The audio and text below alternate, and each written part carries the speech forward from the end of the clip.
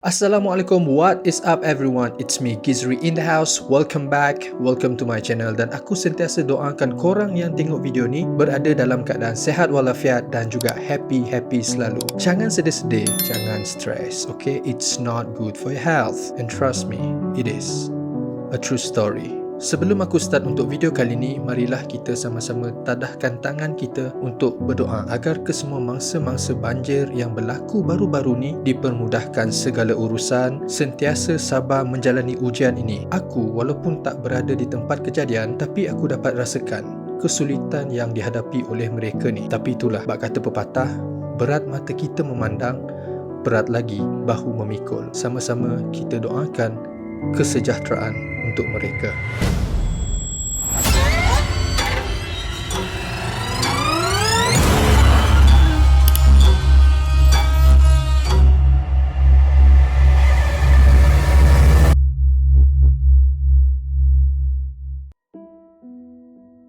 So, untuk video kali ni seperti mana yang aku katakan dalam video sebelum ni, kita ada part 2 untuk kisah sahabat aku ni yang bernama Azmil. Kalau korang yang pernah mengikuti cerita si Azmil sebelum ni, kita tahu yang dia ni merupakan salah seorang pelajar yang sedang belajar tentang ilmu perubatan ruqyah. So, kalau korang yang belum tengok lagi video tu, aku ada letak link dekat atas. So, mungkin lepas video ni, korang boleh tengok. Or, korang tengok dulu video tu sebelum tengok video ni. It's up to you guys.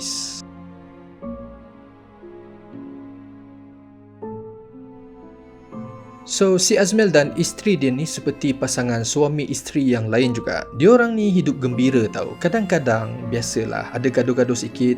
It's normal guys. Alah, bisa tegal biasa kata orang. Tapi, semenjak 2 menjak ni, si Azmil perasan yang wife dia ni selalu sangat macam panas baran tau. Sikit-sikit nak marah je kerja. Azmil buat silap sikit, dia marah. Azmil macam ni sikit, dia marah. Dan disebabkan oleh benda-benda macam ni, Azmil dah dapat rasakan mungkin ada sesuatu yang tak kena. Sebab wife dia ni bukanlah orang yang macam tu. Dia kenal wife dia macam mana. And then pada suatu hari tu, time si Azmil ni tengah nak cari barang dekat dalam bilik dia orang, dia terbukalah satu laci dalam almari tau. Lepas tu, si Azmil terkejut. Dia terjumpa satu bungkusan yang dibalut oleh kain yang berwarna kuning. Aku rasa korang pun dah tahu kan apa benda yang ada dalam bungkusan tu. Yes, bungkusan tu kita boleh panggil macam wafak, tangkal ataupun yang sewaktu dengannya lah. Time Azmil jumpa benda ni, dia tiba-tiba teringat pasal perangai wife dia sebelum-sebelum ni. Patutlah dia rasa ada sesuatu yang tak kena dengan wife dia pada waktu tu. Selalu sangat macam marah-marah. Lepas tu, si Azmil ni tanyalah dekat wife dia tentang bungkusan kuning tu dan wife dia cakap yang bungkusan tu sebenarnya diberikan oleh datuk or nenek dia lah. Aku pun dah tak ingat sangat. Tapi apa yang pasti, bungkusan tu telah diwarisi oleh keluarga wife dia dari turun-temurun dah. Azmil ni tahu yang benda ni tak betul. So, dia cakap dah dekat wife dia yang dia nak buang benda ni dan wife dia pun setuju, okey je. Sebab time wife dia ambil benda tu pun dah lama sebenarnya. Dia tak tahu apa-apa pun pada waktu tu. Dia just main terima macam tu je daripada keluarga dia. Lepas tu, si Azmil ni cakap yang dia dok gatal pergi buka bungkusan tu. Aish, tak ada pasal cari pasal pula dia cakap. Dia pun nervous jap tau sebab dia tahu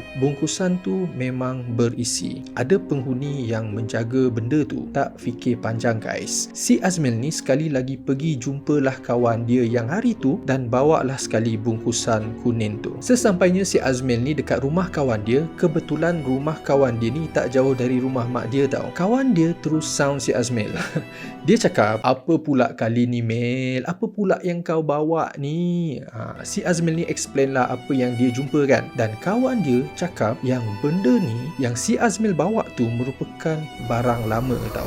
Rare punya barang ni. Ni dah kategori zaman perang dulu-dulu punya item. Korang bayangkanlah berapa lama dah penghuni tu disimpan. Meremang kedua-dua mereka ni dekat situ juga. Tapi Alhamdulillah guys, mereka dapat juga buang benda tu pada akhirnya dengan izin Allah Subhanahu Wa Taala. Lepas dia orang buangkan penghuni benda tu, maksudnya suruh dia pergi jauh-jauh lah kan. Kawan si Azmil ni pun buanglah bungkusan fizikal tadi tu dekat dalam area sungai yang berdekatan tau. Kira macam nak hanyutkanlah benda tu. Tapi Ada tapi guys, belum habis lagi. Bila time si Azmil ni balik, dia pergilah singgah kat rumah mak dia kejap. Biasalah dia nak pergi melawat mak dia kan.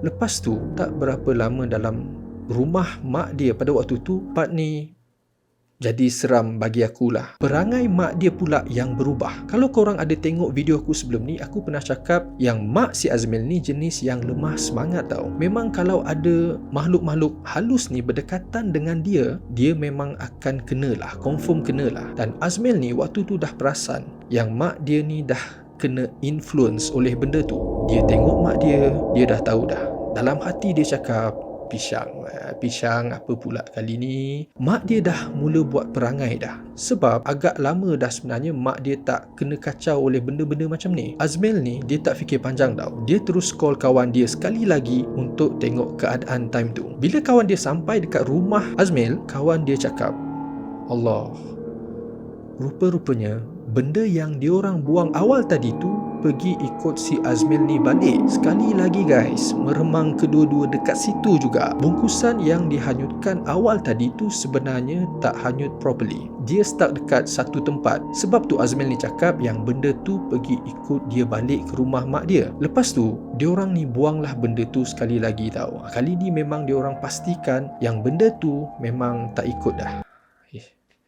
Bahaya weh.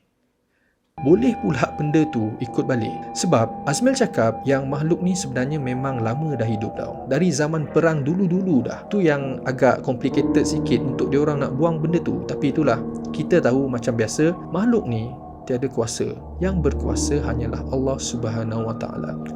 Always keep that in mind.